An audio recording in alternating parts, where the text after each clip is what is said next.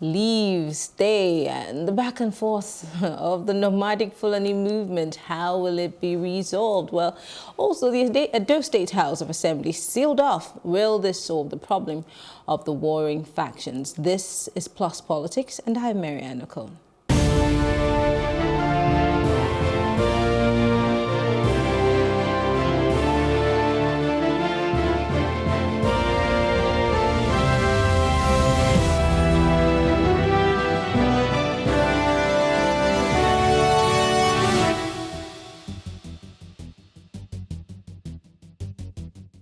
In response to the call by the Northern Elders Forum asking all Fulani herdsmen to return to the north, President Muhammadu Buhari has urged all Nigerians to ignore the Northern Elders Forum, saying that all citizens of Nigeria are free to move, live within any part of the country, whether or not they're originally from there. Now, he went on further to add that no one has the right to ask anyone to leave any part of this country. He also questioned the intentions of the NEF concerning the advice given by the forum. I can't help but wonder if something has happened behind closed doors. But joining me to analyze this, I have Mr. Yomi Fayomi. He is a human resource professional, and Mr. Lester Wilcox is a political analyst. Thank you, gentlemen, for joining us. Thank you for having me. All right. So I'll start with you, Yomi. You are a people person. You obviously deal with humans. It's like your forte. In a situation where people are being killed on a daily basis, whether they're being killed by herders or killed by kidnappers or whatever, we have a state of insecurity. And we expect that the president will speak on these issues, but he seems to pick and choose when to speak on this issue. But until this not a group of Northerners Elders Forum spoke up about, their people leaving for, fear of whatever might happen to them, the president hasn't spoken. And what do you think is responsible for the loud silence? Okay, he has the right to speak and he has the right not to speak. So we can't deny him his right to choose not to speak about a matter.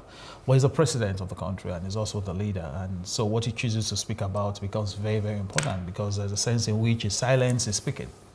And then if he chooses not to speak on some matters, it could be an indication of either an acceptance of the fact that that should be the case, or it could be a situation where people feel he endorses what he's saying. But silence on a matter like this, where you know that it affects not just a section of the country. It's spoken. When the daughter of the prominent politician from the Southwest was killed, with his family. Yes, it's speaking.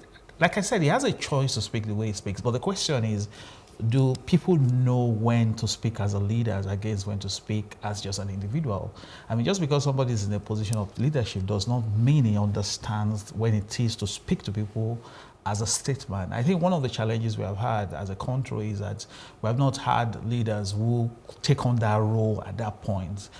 So when we talk about this Herdsmen crisis, it didn't become a crisis, it was a situation, and because we didn't handle it, it now became a crisis. And the capacity of the leader to speak, to inspire confidence in all people, to make people that are loggerheads to come together, to make people that are having divisions or wanting to go either way to come, that's what is lacking. And I feel that the president should address this issue frontally and speak at the right time. Again, I've also realized that sometimes the communication is not also very coordinated. One thing we must not forget is that we don't have a minister for communication.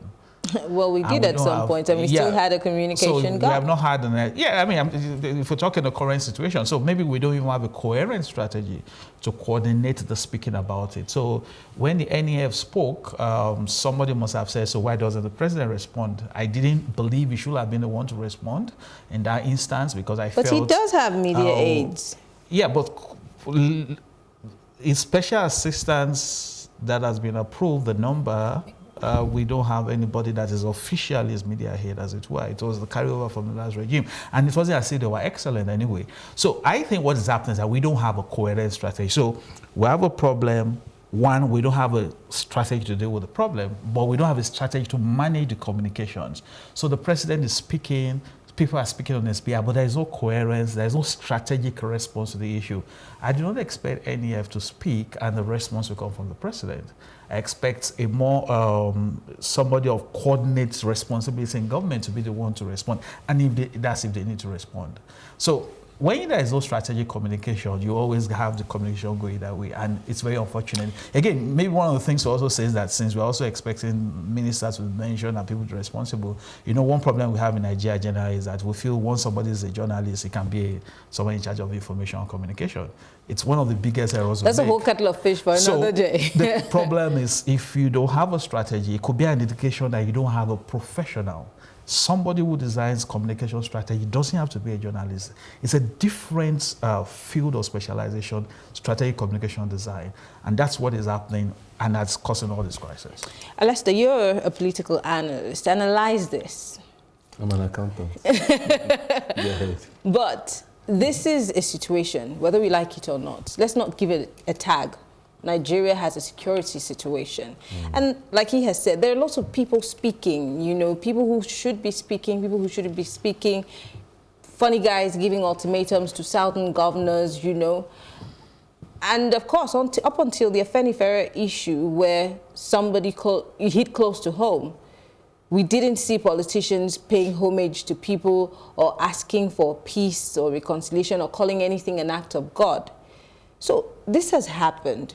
What about those people who have fallen as a result of kidnappers or as a result of herders or clashes in their areas or cultism? Because it's a potpourri of issues. Nobody has really addressed this issue headlong, and he said it's poor communication. No, but aside from that, I remember we have been on this program a couple of times on this same topic of insecurity. And I'd always drawn your attention, and I've always hit hard on the press for being cherry-picking in the reportage of what is happening. Cherry-picking on what exactly? Cherry-picking is, I mean, the other day we had a heated argument. I talked about how the insecurity down south is being downplayed. Is it? And the ones up north is being exposed, expounded. If it doesn't involve, if there's nowhere they can tag Fulani Herdsmen, it's not pronounced. Well, let me just allow me finish. Let me correct you because you're indicting the press. Right now. Just hold on. Not your station. No, just hold on. The press is not just one person. Before the elections, during the elections, and after the elections, the South, even the Southwest, let's just say Lagos, was a focal point. It was a point for crisis. River State was in the news every other day. So was Bayelsa. So we cannot say that we're cherry-picking. Up until today, as at this morning, River State is still having insecurity issues, especially for kidnapping. Okay. I think... you just made a point now. So when you say the media is cherry-picking... You just made a point. You just made a point. Is it the media that you're reading or the one everybody is listening to? There is a maker of salt going to Akure. And what about the thousands? Remember, are you also aware that as we speak, the mother of Samson Siasia is still in the kidnappers' den? How many press, how many media organizations is their frontline news?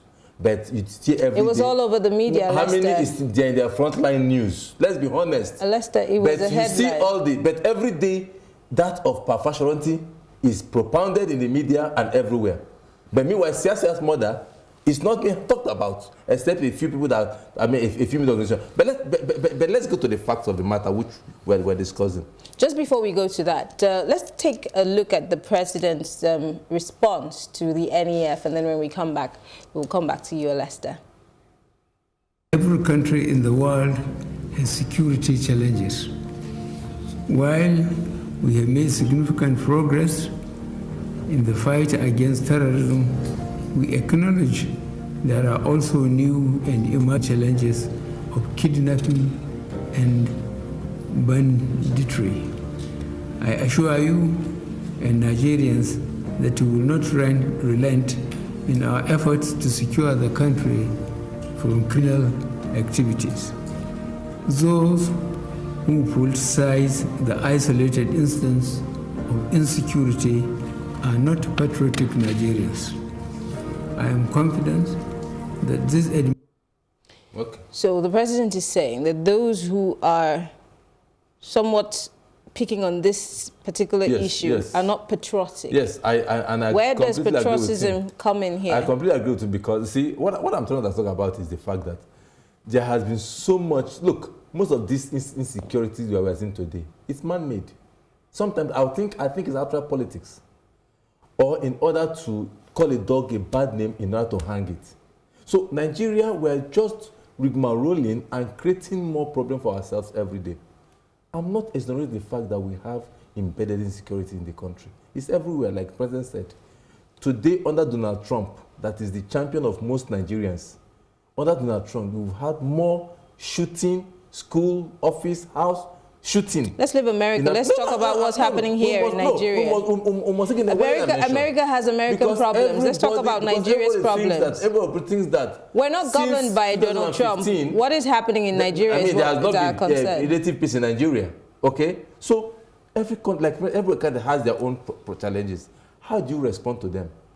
Today, we have a dangerous narrative. And I said it, a dangerous narrative that every act of criminality or heinous crime now is tagged to Fulani herdsmen in every part of the country.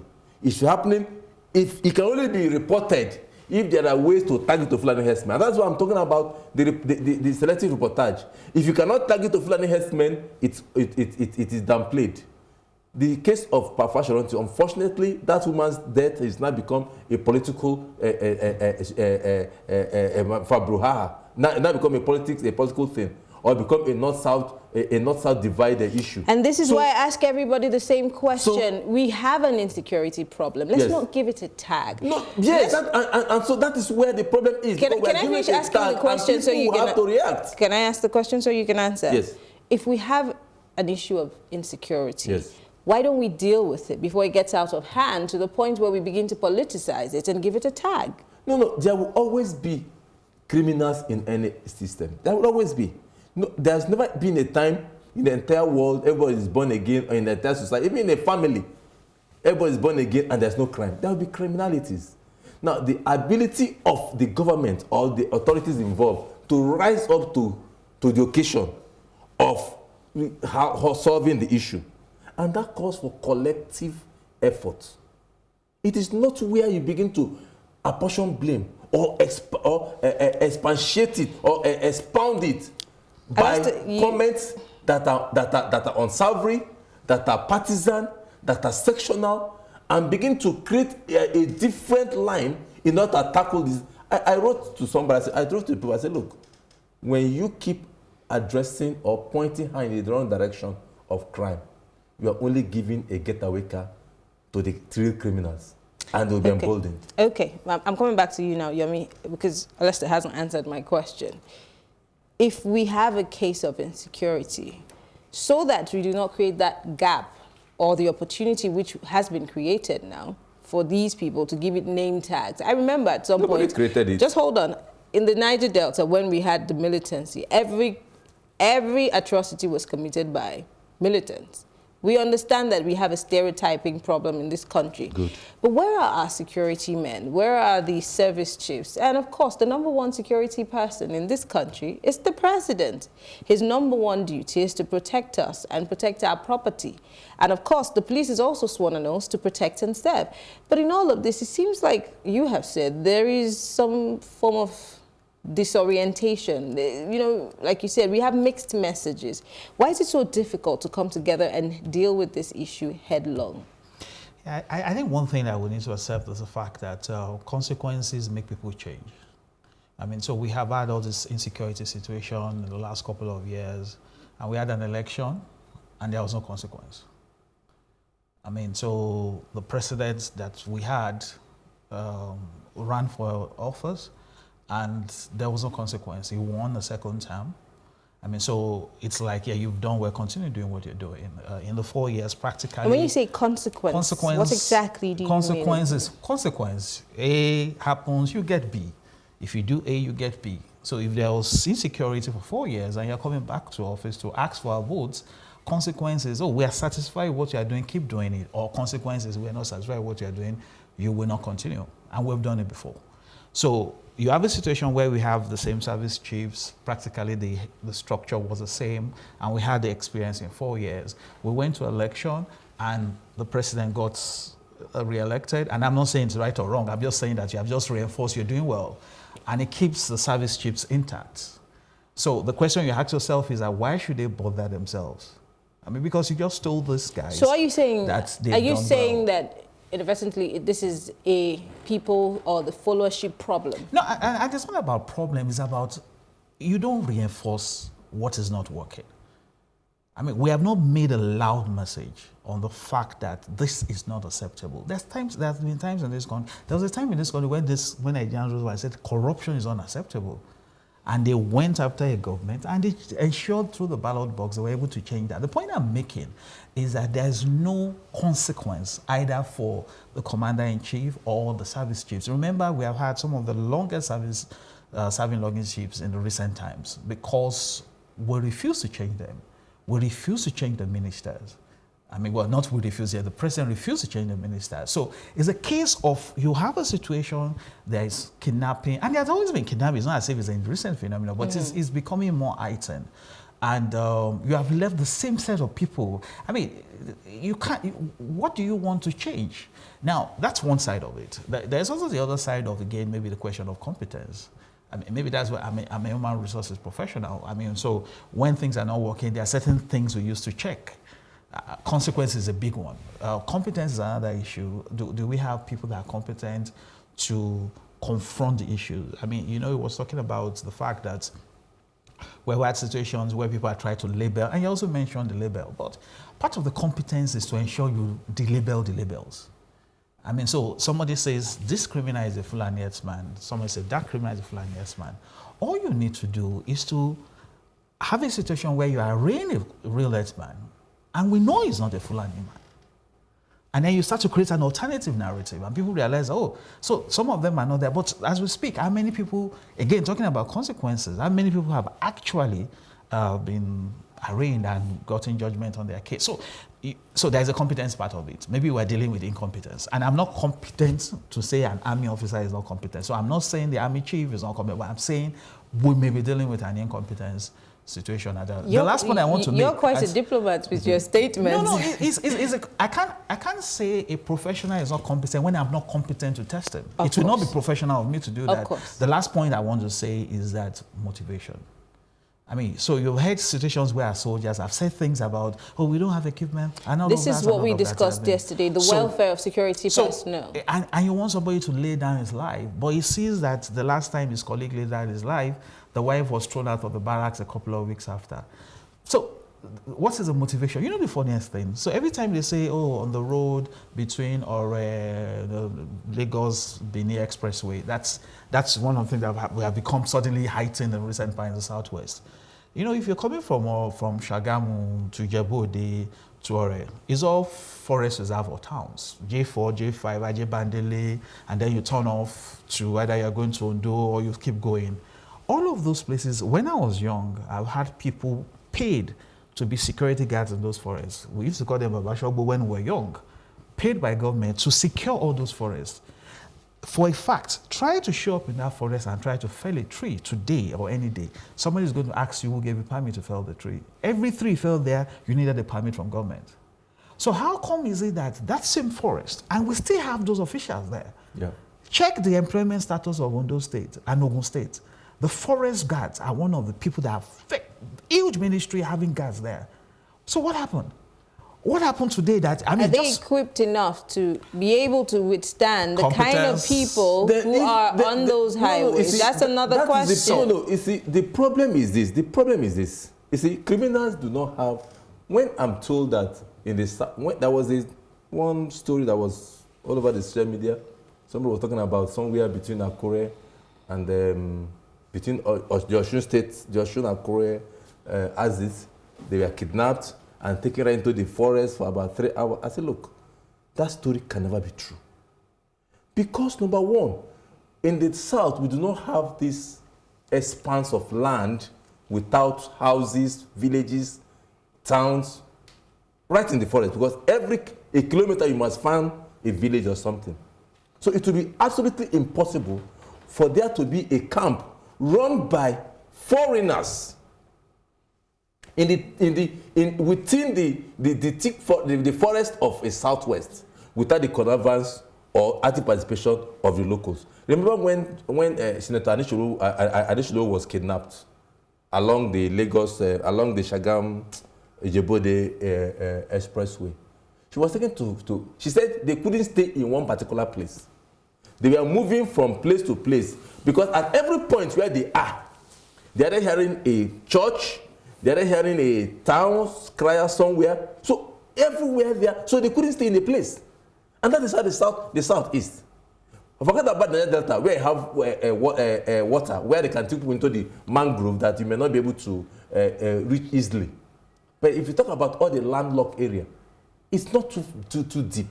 Apart from the north that you have fast expand. So what am I saying is that it will be very difficult for foreigners, for Fulani herdsmen or thereabouts. I'm not exonerating them. Don't get it wrong. I'm not exonerating them.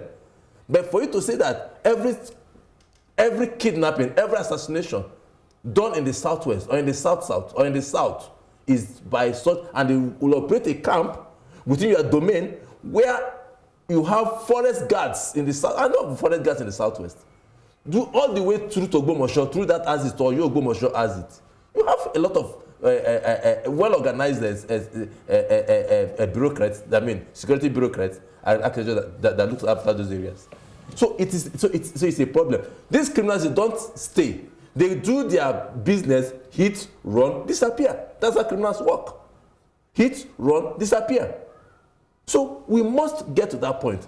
And talking about the NEF, I think that was the most unfortunate thing that they even said. For me, I'm taking them as they even want to compound the problem for the president. Because in the first instance, I would say, without fear of previous critic, they never supported this president in this second term. I was in a function in February, in January, where the ACF president, talking about Professor Ango Abdullahi, was openly saying the end of Buhari is at hand and it is time for Atiku to take over.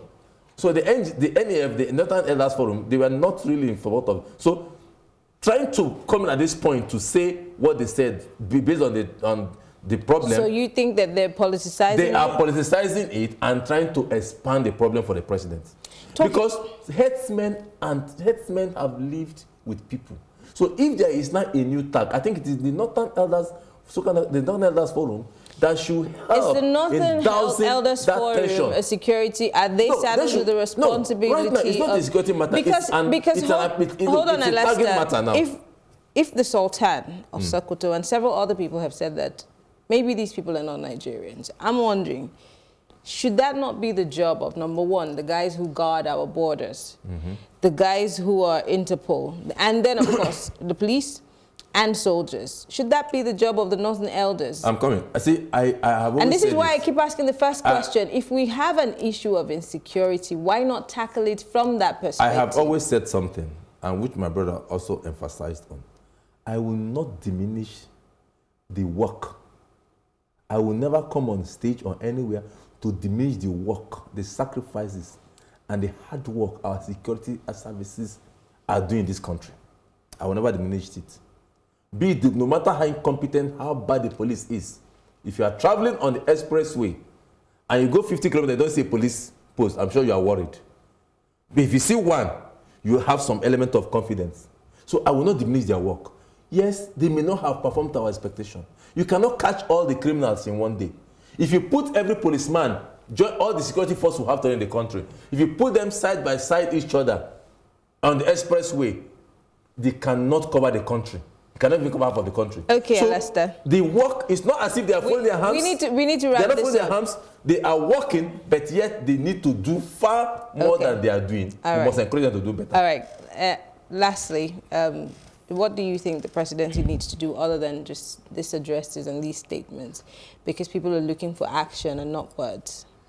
Yeah, I think we need to be strategic. It's more or less like with good counsel, prepare for war. That's what the Holy Book says. So we need to have a strategic response to this. I've not seen a strategic response.